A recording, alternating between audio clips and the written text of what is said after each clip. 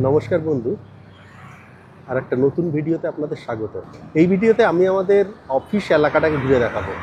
আমার অফিস কোনটা সেটা আমি বলবো না, কারণ আমাদের সেটা মানা আছে বলা। তবে অফিস এলাকাটা ঘুরে দেখাবো, এখানটায় কী কী অফিস আছে সেগুলো বলবো, আরও বেশ কিছু প্রশ্নের উত্তরও দেব। যে এই জাতীয় জায়গায় চাকরি পাওয়ার জন্য কি করতে হয়, এখানটায় কেমন বেতন পাওয়া যায়, ব্যাঙ্গালোর থেকে অন্যান্য জায়গায় যে সমস্ত বন্ধুরা চলে গেছে, কলিগরা চলে গেছে, তারা কীরকম কী বেতন পায়, এই সমস্তগুলো বলবো। এই মুহূর্তে আমি যেখানে আছি সেটা একটু দেখাই। দেখুন, এখানে একটা আইটি পার্ক তৈরি হচ্ছে, প্রেস্টিজ আইটি পার্ক। এটা বেলান্দুর, এই পাশে বেলান্দুর লেক। এখান থেকে জল দেখা যাচ্ছে বেলান্দুর লেকের অল্প অল্প। আর সামনে যাব, গিয়ে ধীরে ধীরে আরও সমস্তগুলোই দেখাবো। যতটা সম্ভব অফিস এলাকাটা দেখাবো, অফিসের আশেপাশে আইটি পার্কগুলো দেখাবো। তো এই সমস্তগুলো থাকবে এই ভিডিওতে। আর ভিডিওটি ভালো লাগলে লাইক, শেয়ার, সাবস্ক্রাইব করতে পারেন। এরকম আইটি পার্কের কাছাকাছি রাস্তার গলির অবস্থা দেখুন। ওই যে বড় আইটি পার্কটা তৈরি হচ্ছে, সেখানে যাওয়ার রাস্তা এই হলো রাস্তার অবস্থা। এপাশে এরকম, ওপাশে আরও সরু গলি আছে। এই জন্যেই জ্যামগুলো হয়, এত সরু সরু রাস্তা। আর তার সঙ্গে দেখুন রাস্তা ভাঙা। এখানে দেখুন, এই সার্ভিস রোড দিয়ে এলাম।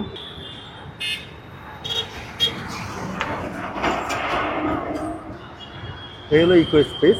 এখানটায় অনেক অফিস আছে। যেমন এখানে G5-এর অফিস, অ্যাক্সেঞ্চার, আরও অনেক অফিস আছে। এখানে পরপর সমস্ত আইটি পার্ক আছে।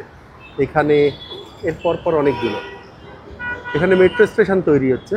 আমার অফিসটা আরেকটু সামনে গিয়ে, এই যে বিল্ডিংগুলো, এর ওখান থেকে ঢুকতে হবে। আর এই বিল্ডিংয়ের পেছনে আছে আরও অন্যান্য আইটি পার্ক। তার সঙ্গে সাকরা ওয়ার্ল্ড হসপিটালটাও এখানে। ওখানে সম্ভবত ফ্লিপকার্টের অফিস আছে। সামনের মেইন রাস্তায় ভিড় দেখুন। আমাকে সামনে গিয়ে ওখানে মিশতে হবে। ধুলোর জন্যে মাস্ক পরা আছে, তাও কাশি হচ্ছে। আচ্ছা দেখুন, এই যে এখানে যে খয়েরি রঙের বিল্ডিং দেখা যাচ্ছে, এটা ইকো এক্সপ্রেসের এন্ট্রি। ইকো এক্সপ্রেস তো ঠিক এর সামনে। আর এটা বোধহয় অ্যাক্সেঞ্চারের অফিস, সামনে যেটা দেখা যাচ্ছে। ওপারটা একটা 5 স্টার হোটেল আছে, কান্ট্রি ইয়ার্ড ম্যারিয়ট। আর সামনে একটা ফ্লাইওভার, ওই ফ্লাইওভারের নিচ দিয়ে আমাকে যেতে হবে ইকো ওয়ার্ল্ডে ঢোকবার জন্যে। এটা ইকো স্পেস। তার পাশে আর একটা কিছু একটা আইটি পার্ক আছে, যেটা এখানটা দেখা যাচ্ছে। আর তার পাশে আছে ইন্টেল। ও, ভেজিনি, কপাল ভালো। এই কান্ট্রি ইয়ার্ডের পরে আছে ইন্টেলের অফিস, তার পাশে আছে ইকো ওয়ার্ল্ড, যেখানটায় আমার অফিস। এই সার্ভিস রোড দিয়ে কয়েকটা আইটি পার্কে ঢোকার মেইন জায়গা। এগুলো সম্ভবত 5 স্টার হোটেল।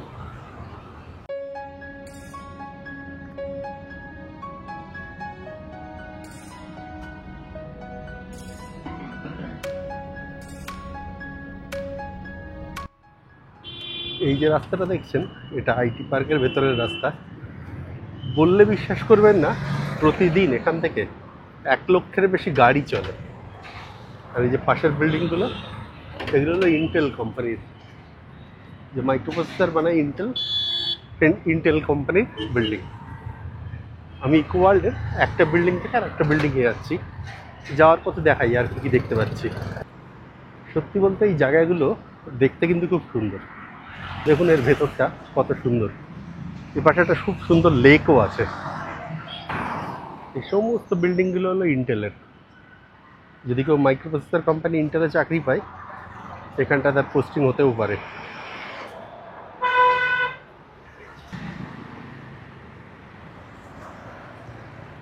ইন্টেলের এটাই শেষ বিল্ডিং, তারপরে আবার এই আইটি পার্কের বিল্ডিং। এটা যেমন মিডিয়াটেক কোম্পানি, অনেক জিনিস মিডিয়াটেকের কেনেন। এপাশে আছে স্ট্যান্ডার্ড চার্টার্ড ব্যাংকের অফিস। প্রচুর অফিস আছে এরকমভাবে। 38 কিলোমিটারে যাচ্ছে, স্লো ডাউন লেখা আসছে। সামনে আরও যাই, দেখি আরও কী আছে। এখন আমি যাচ্ছি লাঞ্চের জন্যে। আমার এক পুরনো কলিগের সঙ্গে দেখা হবে সেইখানে। আগে আমাদের কোম্পানিতেই ছিল, পরে চাকরি ছেড়ে আর একটা কোম্পানিতে জয়েন করেছে পাশে। মর্গান স্ট্যানলি, স্ট্যান্ডার্ড চার্টার্ড, এই সমস্ত ব্যাংকগুলো এখানে আছে। এত রোদ আমি দেখতে পাচ্ছি না। এটা একটা ফুড কোর্ট, হানিওয়েল কোম্পানি। ঠিক এর পাশে নতুন এই যে অফিসগুলো তৈরি হচ্ছে, সেখানে আর একটা ফুড কোর্ট।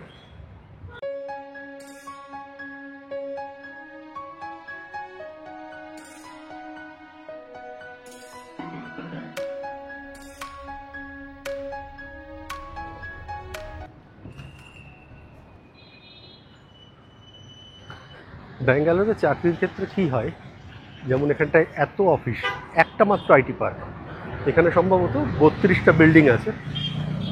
আর এইখানটায় আমি যতদূর জানি 1,30,000 মতো মানুষ চাকরি করে।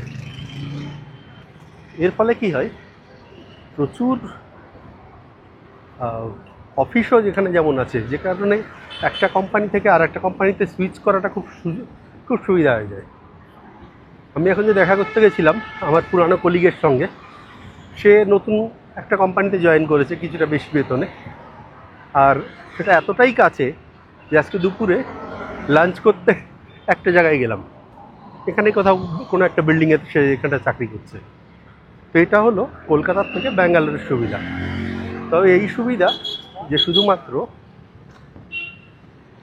ব্যাঙ্গালোরে পাওয়া যায় তা নয়। দেখুন এখানে এটা নতুন বিল্ডিং কনস্ট্রাকশন চলছে, মানে আরও অফিস স্পেস তৈরি হবে। যা বলছিলাম, এই সুবিধা যে শুধুমাত্র ব্যাঙ্গালোরে পাওয়া যায় তা নয়, এগুলো হায়দ্রাবাদ, পুনে সব জায়গাতেই পাওয়া যায়।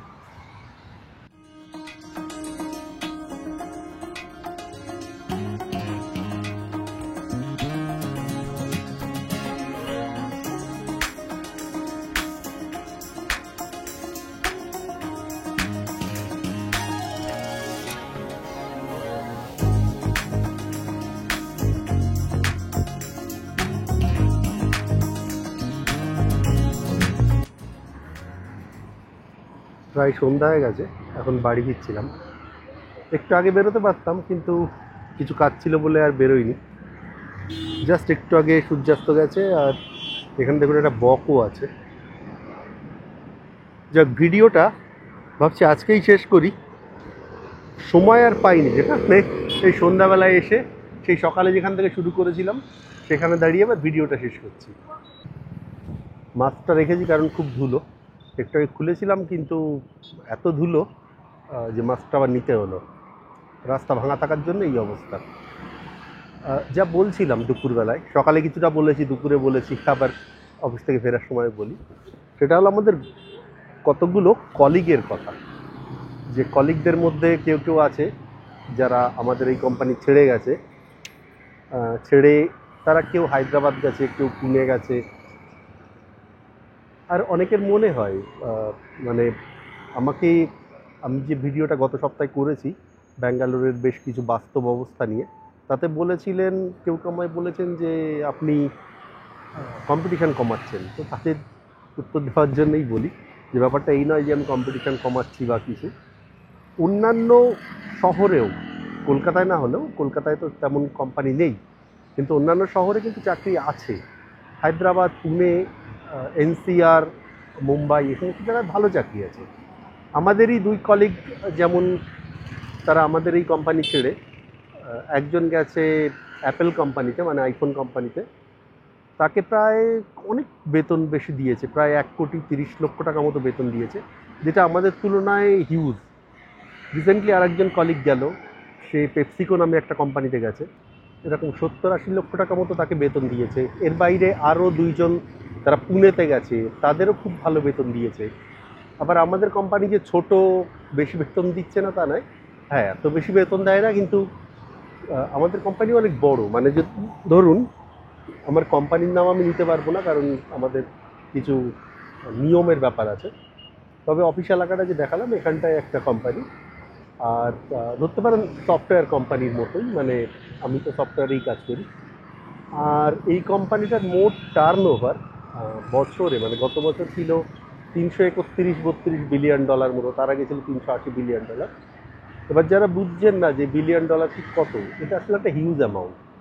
মানে ধরুন পশ্চিমবঙ্গ উড়িষ্যা মিলে মোট এক বছরের জিডিপি, মানে পুরো ব্যবসা কতখানি কি হয়, যত কোম্পানি আছে, যত মানুষ আছে, সব মিলে দুটো মিলে হয় 330 মতো। তার মানে ধরতে পারেন একটা কোম্পানি যার ব্যবসা বছরে এই দুটো রাজ্যের সমান, তাহলে বুঝতেই পারছেন কত বড় কোম্পানি। তা সত্ত্বেও এখানেও যেমন আছে, তারা অন্যান্য জায়গায়ও যাচ্ছে। তো এরা যাচ্ছে, এবার আমি কেন যাচ্ছি না সেটার কথা বলতে গেলে আসলে আমি এখানটায় 9 বছর হয়ে গেছে আছি। আমার ছেলে মেয়েরা এখানটায় বড় হচ্ছে, তাদের বন্ধু হয়েছে, হঠাৎ করে এইভাবে ছেড়ে যাওয়া যায় না। তাছাড়া আমার বাড়িও এখানে। এই সমস্তের জন্য আমি যেতে পারছি না বা যাচ্ছি না। ভবিষ্যতে কী হবে সেটা ভবিষ্যতে বলা যাবে। আর কোম্পানিটার ওয়ার্কিং পরিবেশ ভালো, পয়সা যাই দিক না কেন, কাজের পরিবেশ ভালো। খুব একটা আমাদের পেছনে লাগে না, যেটা মাইক্রো ম্যানেজমেন্ট বলে, সে সমস্ত সমস্যা নেই। এখানটায় বেশ শান্তিতে কাজ করতে পারি, মানে যখন ইচ্ছা যেতে পারি, যখন ইচ্ছা আসতে পারি। মিটিংগুলো অ্যাটেন্ড করতে হয়। আর মানুষজনও ভালো, কাজের ফ্লেক্সিবিলিটি আছে। সপ্তাহে 2 দিন করে আমাদের অফিস যেতে হয়। চাইলে বেশি দিন যাওয়া যায়, বা 2 দিন করে যেতে হয়, না গেলেও কেউ দেখে না। আর ইচ্ছা মতো সময় কাজ করা যায়। তো এই সমস্তের জন্য আমি আর যাচ্ছি না, কিন্তু ভবিষ্যতে দেখা যাক কী হয়। কিন্তু অন্যান্য রাজ্যেও ভালো চাকরি আছে, শুধু ব্যাঙ্গালোরেই যে ভালো চাকরি তা নয়।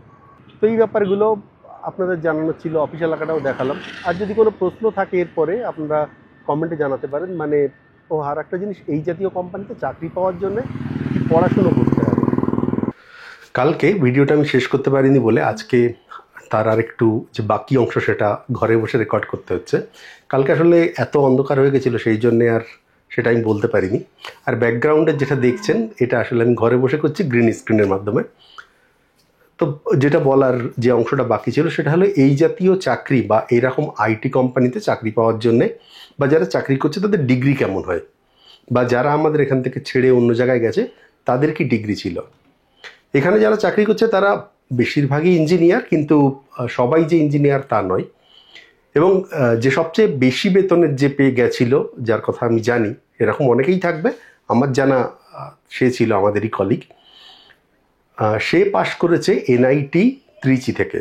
এটা তামিলনাড়ু ত্রিচি শহরে, এবং দক্ষিণ ভারতের যত এনআইটি আছে তার মধ্যে সম্ভবত সবচেয়ে সেরা, মানে ঠিক আইআইটির পরের লেভেলে এই কলেজটা। তো ন্যাচারালি খুব ভালো কলেজ।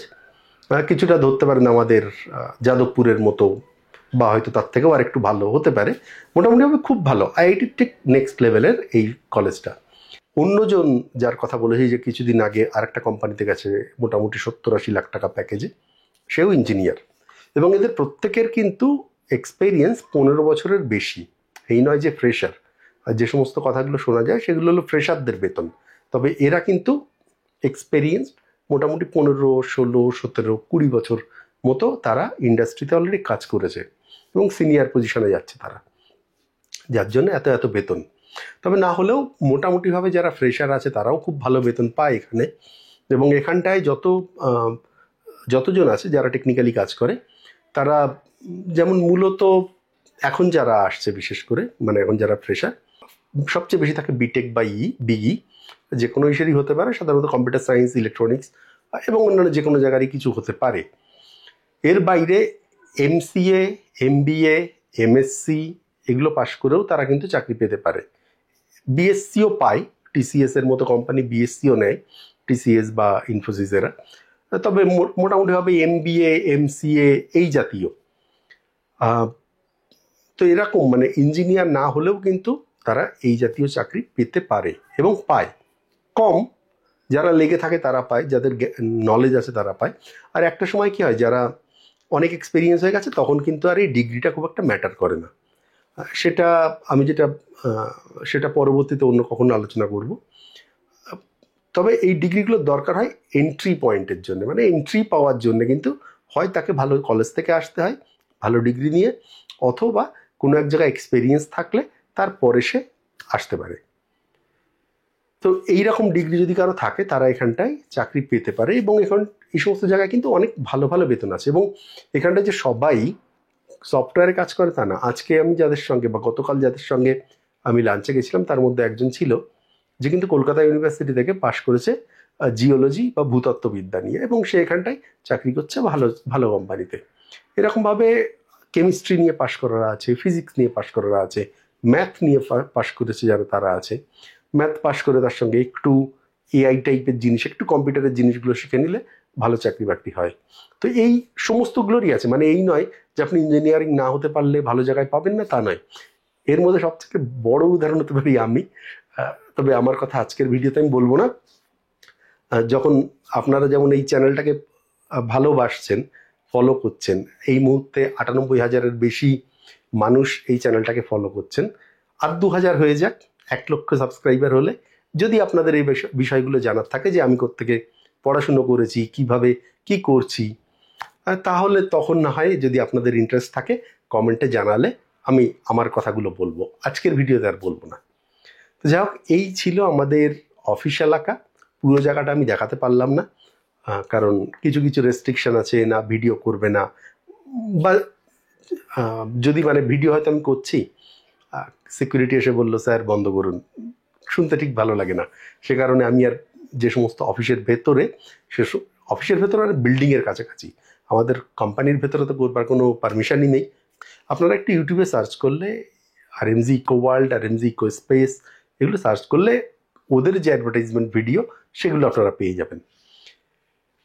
তো এই ছিল এই সম্পূর্ণ ভিডিও। আর আপনাদের কেমন লাগলো ভিডিওটা, বা ভিডিও সম্পর্কে যদি মতামত থাকে সেটা অনুরোধ করব একটু কমেন্টে জানাবেন।